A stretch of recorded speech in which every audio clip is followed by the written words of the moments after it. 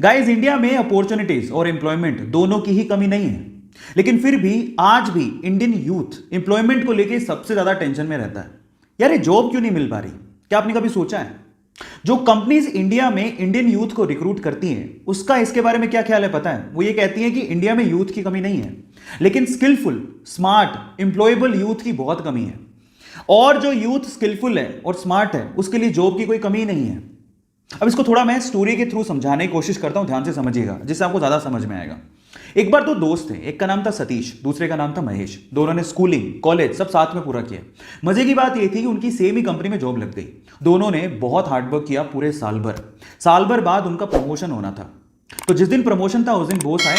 उन्होंने सतीश को promotion letter देते हुए कहा कि सतीश, तुम्हारा प्रमोशन होता है। तब महेश ने पूछा कि सर मेरा? तो बॉस ने कहा कि महेश, आई एम सॉरी, तुम्हें प्रमोशन नहीं मिल पाएगा, इस साल तो कम से कम नहीं मिल पाएगा, वर्क हार्ड। तो ऐसा करके बॉस अपने कैबिन में चले गए। महेश उदास हो गया। महेश सोचने लगा कि सेम स्कूल से किया, सेम कॉलेज से किया, एक साल मैंने भी हार्डवर्क किया है, मेरा प्रमोशन क्यों नहीं हुआ? अब दिमाग में उस टाइम क्या बातें आती है पता है? भाई, यहां तो बटरिंग से प्रमोशन होता है। जरूर सतीश ने बटरिंग की होगी बॉस की, और उसको गुस्सा आ गया। उसने सोचा मैं कल से नहीं आऊंगा। वो बॉस के कैबिन में गया और बॉस को बोलता है कि बॉस, अब मैं कल से तो नहीं आऊंगा, आई एम सो सॉरी। तो बॉस ने कहा कि क्यों नहीं आओगे? तो वो कहता है कि बॉस, मैंने बहुत हार्डवर्क किया पूरे साल भर, लेकिन मेरा प्रमोशन नहीं हुआ।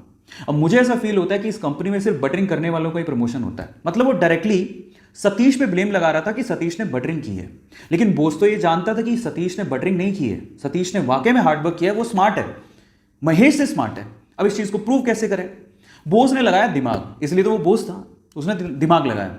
उसने क्या कहा, महेश एक काम करो, मैं तुम्हें एक टास्क देता हूं, अगर तुमने वो टास्क कर लिया तो मैं तुम्हें सतीश से ज्यादा पैसे दूंगा और प्रमोशन भी दूंगा। महेश ने कहा ठीक है। तो बॉस ने कहा तुम एक काम करो, अभी जाओ बाहर, तो हमारे इलाके में पता करो कि आम कौन बेचता है। महेश गया, आधे घंटे बाद वापस आया और बोलता है कि आम एक्चुअली पूरे इलाके में, हमारे इलाके में थोक के भाव में सिर्फ एक ही आदमी बेचता है। तो फिर बॉस ने कहा महेश एक और काम करो, अब जाके पता करके आओ कि वो कितने कितने रुपए किलो में आम बेचता है। वो गया, वापस आया, वापस आके बोलता है कि वो 50 रुपए किलो में आम बेचता है। अब बॉस ने क्या कहा, महेश मैं सेम चीज अब मैं सतीश से करवाता हूं, तुम ध्यान से देखना। उन्होंने सतीश को बुलाया और सतीश को बोलता है कि सतीश एक काम करो, इस इलाके में जो आम बेचता है उसकी खबर लेके आओ कि कौन कौन आम बेचता है। सतीश गया मार्केट में और वापस आया आधे घंटे बाद, और सतीश ने जो कहा महेश उसको देखता रह गया। सतीश ने कहा बॉस, यहां पे आम सिर्फ एक ही आदमी बेचता है और वो 50 रुपए किलो बेचता है, लेकिन उसके पास टोटल 60 से 70 किलो आम है और वो एक साथ अगर हम खरीद ले वो 40 रुपए किलो में दे देगा। और अगर हमने 40 रुपए किलो में वो 60 से 70 किलो आम बेच दिए और हमने अगर 50 रुपए किलो में से सेल किया तो हमें बहुत प्रॉफिट होगा। और आगे आने वाले समय में हम लोग आम में भी अपना हाथ आजमा सकते हैं, आम के बिजनेस में भी। अब आप समझिए कि सतीश और महेश में क्या फर्क था। आप समझ पा रहे हैं कि स्मार्टनेस और स्किल का क्या मतलब होता है। आज का यूथ क्या है ना, सिर्फ इस फिलॉसफी में, ज्यादातर यूथ इसी फिलॉसफी में जीता है कि इतने में इतना ही मिलेगा। जब आप ये सोचते हो कि इतने में इतना ही मिलेगा तो प्रमोशन की आस आपने रखी क्यों है?